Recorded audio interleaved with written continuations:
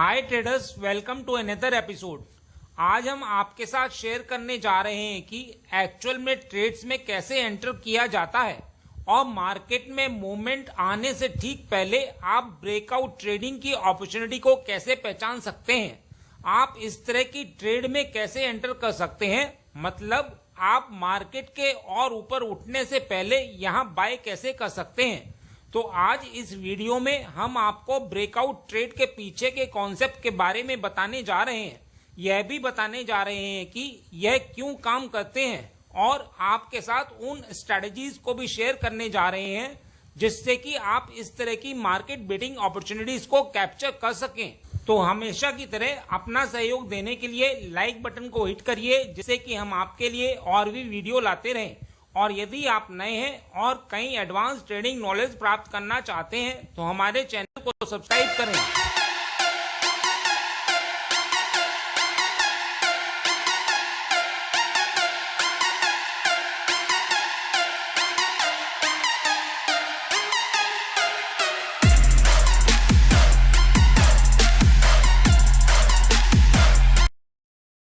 आगे बढ़ने से पहले मैं आपसे पूछूंगा एक क्वेश्चन, जिसका आंसर आप सब लोग करोगे कमेंट सेक्शन में।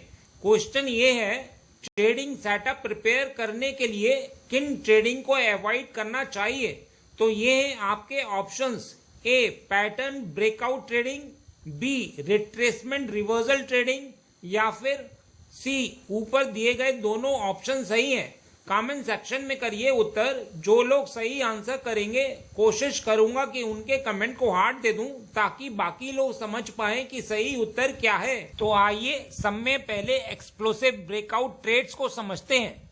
एक्सप्लोसिव ब्रेकआउट ट्रेड्स के पीछे का आइडिया ये है कि प्राइस जितना ज्यादा समय तक रेंज में रहेगा वह उतना ही स्ट्रांगली ब्रेक करेगा। सवाल है कि ऐसा क्यों है। आइए इसे भी समझते हैं।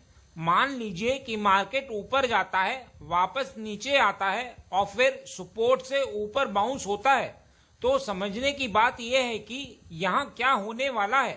यहाँ ऐसे ट्रेडर्स हैं जो लॉन्ग जाना चाहते हैं और इस सपोर्ट लेवल के नीचे उनका स्टॉप लॉस होता है और फिर मार्केट ऊपर जाता है और फिर रेजिस्टेंस से वापस हो जाता है। अनुमान लगाइए कि ट्रेडर्स यहाँ क्या करेंगे। निश्चित ही शॉर्ट करेंगे और वे अपना स्टॉप लॉस रेजिस्टेंस के ऊपर रखेंगे। मार्केट फिर से रेंज के लोअर लेवल की ओर वापस आता है और ऊपर बाउंस करता है। ट्रेडर्स इसे देखते हैं और सोचते हैं कि प्राइस सपोर्ट पर है, चलो बाय करें, और वे बाय करते हैं। सवाल है कि वे अपना स्टॉप लॉस कहां रखते हैं। निश्चित ही फिर से सपोर्ट के लोएस्ट लेवल पर रखेंगे। मार्केट फिर से ऊपर जाती है और रेजिस्टेंस से नीचे की ओर गिरती है। फिर से ट्रेडर्स इसे देखेंगे और वे शॉर्ट की तलाश करते हैं और स्टॉप लॉस को रेजिस्टेंस के ऊपर रखते हैं। आप ऐसी कल्पना कर सकते हैं क्योंकि प्राइस रेंज में है। मान लीजिए मार्केट वापस नीचे आता है और ऊपर चला जाता है, तो जो ट्रेडर्स शॉर्ट और लॉन्ग करते हैं वे अपने stop loss order price range के ऊपर नीचे रखते हैं, जिससे स्टॉप लॉस के क्लस्टर यानी समूह ऊपर नीचे इकट्ठा हो जाते हैं। आइए स्टॉप लॉस क्लस्टर को एग्जाम्पल से समझते हैं। एग्जाम्पल के लिए पहले उन ट्रेडर्स को ले रहे हैं जो लॉन्ग हैं। इनके स्टॉप लॉस यहाँ सपोर्ट के नीचे हैं। स्टॉप लॉस फंक्शन वास्तव में मार्केट से एग्जिट करने के लिए सेल है। यदि मार्केट उनके अगेंस्ट जाती है तो ये सभी स्टॉप लॉस सेल ऑर्डर हैं जो सपोर्ट के लोअर लेवल पर हैं और लॉन्ग ट्रेडर्स की मदद करने के लिए हैं जब मार्केट उनके अगेंस्ट जाती है। इसलिए यह सेल ऑर्डर का एक ह्यूज क्लस्टर है। और इसी तरह अपर रेंज पर इसका विपरीत है। ऊपर बाय ऑर्डर का एक ह्यूज क्लस्टर है। यदि मार्केट रेजिस्टेंस को ब्रेक करती है तो बाय ऑर्डर का यह ह्यूज क्लस्टर ट्रिगर हो जाएगा और शॉर्ट ट्रेडर्स अपनी लूजिंग पोजीशन से एग्जिट हो जाएंगे। तो यही कारण है कि रेंज टाइम जितना लंबा होगा ब्रेकआउट उतना ही स्ट्रांग होगा। ब्रेक जिस डायरेक्शन में होगा मोमेंटम के साथ होगा, क्योंकि ऑर्डर्स के क्लस्टर्स दोनों तरफ रहते हैं जो फ्यूल का काम करते हैं। यदि मान लीजिए प्राइस रेजिस्टेंस लेवल को ऊपर ब्रेक करता है तो शॉर्ट ट्रेडर्स के बाय स्टॉप ऑर्डर्स के क्लस्टर प्राइस को ऊपर उठाने में मदद करते हैं और यही कारण है कि यह रेंज जितनी लंबी होगी उतनी स्ट्रांगली ब्रेक होगी। दूसरे शब्दों में जितना अधिक देर तक आप किसी चीज को दबाए रखेंगे वह उतनी तेजी में एक्सप्लोड करेगी। यही चीज ट्रेड के लिए भी एप्लीकेबल है कि मार्केट जितना लंबा रेंज में होगा वह उतनी तेजी से ब्रेक करेगा। अब सवाल उठता है कि हमें चार्ट पर कितनी बार देखनी चाहिए, मतलब यदि मार्केट रेंज में है तो हम कम से कम कितनी बार देखें। इसके लिए यदि आप डेली टाइम फ्रेम पर ट्रेड कर रहे हैं तो आपको कम से कम 120 बार, जो लगभग 6 महीने की कंसोलिडेशन रेंज होती है, को देखना चाहिए। एक बार डेली टाइम फ्रेम पर एक दिन माना जाता है तो 20 ट्रेडिंग दिन का लगभग एक महीना है, तो 20 को 6 से मल्टीप्लाई करने पर लगभग 6 महीने होते हैं। आइए एग्जाम्पल से समझते हैं। यह LIC का चार्ट है। यहाँ आपको चार्ट पर जाकर मैनुअली एक एक बार गिनने की जरूरत नहीं है कि कितनी बार्स हैं। ट्रेडिंग व्यू प्लेटफॉर्म पर एक मेजरिंग टूल दिया होता है जो आपको बार के नंबर्स बता देता है। इसी टूल को यहाँ हमने यूज किया हुआ है। तो यदि आप रेंज के लोअर लेवल से लेकर रेंज के अपर लेवल तक बार को मेजर करें तो यह 212 बार है। यह क्लियरली 120 बार से अधिक है। यह डेली टाइम फ्रेम पर है, इसलिए यह 6 महीने से अधिक है। यह वह रेंज है जिसे आप यहाँ देख सकते हैं। रेंज जितनी लंबी होती है प्राइस उतनी ही तेजी से ब्रेक करता है। बाद में हम आपके साथ ट्रेड में एंटर करने की स्ट्रेटजी शेयर करेंगे, उससे पहले एक और एग्जाम्पल देख लीजिए। यह वॉकहार्ट का चार्ट है। यदि आप यहाँ रेंज के लोअर लेवल से लेकर रेंज के अपर लेवल तक बार्स को मेजर करें तो यह 378 बार्स हैं, जो कि 120 बार से अधिक हैं। यह रेंज 6 महीने से अधिक है। यह वह रेंज है जिसे आप यहाँ देख सकते हैं। इस रेंज के अंत में एक स्ट्रॉन्ग ब्रेकआउट होता है। यह आप किसी भी मार्केट, क्रिप्टो, स्टॉक्स, इंडिसेस आदि में अप्लाई कर सकते हैं। बस मार्केट जितनी लंबी रेंज में होगा वह उतनी तेजी से ही ब्रेक करेगा। आइए अब बात करते हैं उन स्ट्रेटजीज की जिनका यूज करके आप ऐसे मार्केट अपॉर्चुनिटीज में एंटर कर सकते हैं। यह LIC का चार्ट है। यहाँ मार्केट एक्युमुलेशन स्टेज में है। मार्केट काफी हद तक रेंज में है। इस एक्युमुलेशन स्टेज से पहले मार्केट डिक्लाइन स्टेज में था। कुल मिलाकर मार्केट पहले डाउन ट्रेंड में था और फिर यह एक्युमुलेशन स्टेज में चला गया।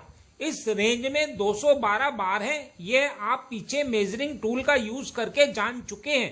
तो यहाँ रेंज की पहचान करने के लिए अपर और लोअर हॉरिजॉन्टल लाइन मार्क कर लेते हैं। यह मार्केट किसी भी डायरेक्शन में ब्रेक हो सकता है, लेकिन यह जगह आप लॉन्ग डायरेक्शन की तरफ ज्यादा झुकाव रखेंगे क्योंकि प्राइस 212 दिन से एक्युमुलेशन स्टेज में है। आइए चार्ट को थोड़ा बड़ा कर लेते हैं जिससे कैंडल साफ नजर आए। अब सवाल उठता है कि एंटर कब करना है। वैसे तो एंट्री के कितने ही तरीके हैं, लेकिन हम आपके साथ सिंपल टेक्निक शेयर करने जा रहे हैं जिसमें प्राइस रेंज के ऊपर ब्रेक करे और क्लोजिंग भी दे। तो यदि मार्केट ऊपर निकलता है और रेंज हाई के ऊपर क्लोज देता है तो हमारी एंट्री लॉन्ग के लिए ट्रिगर हो जाती है। इस कैंडल को देखिए, इसने रेंज को ब्रेकआउट किया है तो यहाँ हमारी एंट्री ट्रिगर हो गई है। यह लॉन्ग जाने के लिए एक वैलिड एंट्री है। तो नेक्स्ट कैंडल की ओपनिंग पर आप एंट्री ले सकते हैं। अब सवाल उठता है कि स्टॉप लॉस कहाँ रखें। तो स्टॉप लॉस रखने के भी बहुत से तरीके हैं, लेकिन चीजों को सिंपल रखते हुए आप स्टॉप लॉस प्रीवियस डे लो के नीचे बफर देके रख सकते हैं। तो यह इस कैंडल का प्रीवियस डे लो है। हम स्टॉप लॉस इसके थोड़ा सा नीचे रख सकते हैं। तो यहाँ मार्केट सीधा आपकी फेवर में गया है। ज्यादातर ट्रेडर्स इस ट्रेंड को हाई तक राइड नहीं कर पाते हैं। सवाल उठता है कि ऐसा क्यों है। ऐसा इसलिए है कि मार्केट सीधा तो चलता नहीं है। हो सकता है आपके एंटर करने के बाद मार्केट थोड़ा सा आपकी फेवर में चलने के बाद आपके एंट्री पॉइंट तक आ जाए, और ऐसा भी हो सकता है कि मार्केट आपके स्टॉप लॉस पॉइंट के करीब तक आ जाए। तो ऐसे में बहुत से ट्रेडर्स पैनिक में आकर अपनी पोजीशन से एग्जिट कर लेते हैं और आगे के अप मूव को मिस कर देते हैं। तो इस सिचुएशन से बचने के लिए ट्रेड को मैनेज करना ही एकमात्र सोल्यूशन है। जब आप ट्रेंड राइड कर रहे हो तो आप स्टॉप लॉस ट्रेल कर सकते हैं। हम अपनी पिछली वीडियो में बता चुके हैं कि ट्रेलिंग स्टॉप लॉस के लिए 20 SMA का यूज किया जा सकता है। यदि प्राइस इस 20 SMA के नीचे क्लोज कर जाता है तो आप अपनी पोजीशन से एग्जिट कर सकते हैं। आइए एक और एग्जांपल देखते हैं। यह वॉकहार्ट का चार्ट है। यहाँ मार्केट रेंज में है। यह रेंज एक्यूमुलेशन स्टेज है क्योंकि इससे पहले मार्केट डिक्लाइनिंग स्टेज में था।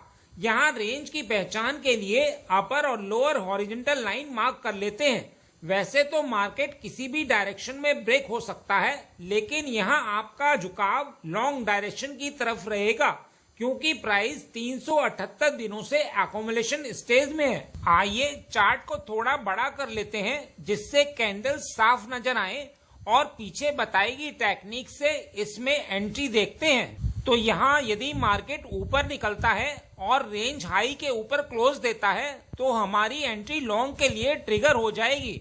इस कैंडल को देखिए, इसने रेंज को ब्रेकआउट किया है तो यहाँ हमारी एंट्री लॉन्ग जाने के लिए ट्रिगर हो गई है और नेक्स्ट कैंडल की ओपनिंग पर आप एंट्री ले सकते हैं।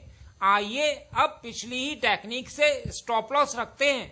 तो यह इस कैंडल का प्रीवियस डे लो है। हम स्टॉप लॉस इसके थोड़ा सा नीचे रख सकते हैं।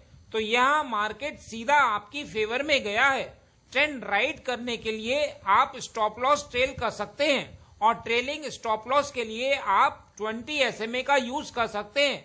यदि प्राइस इस 20 SMA के नीचे क्लोज कर जाता है तो आप अपनी पोजीशन से एग्जिट कर सकते हैं।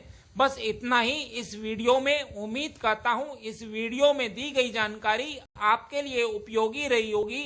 यदि हाँ तो लाइक बटन को हिट करिए और यदि आप नए हैं तो चैनल को सब्सक्राइब करिए। मिलते हैं नेक्स्ट एपिसोड में।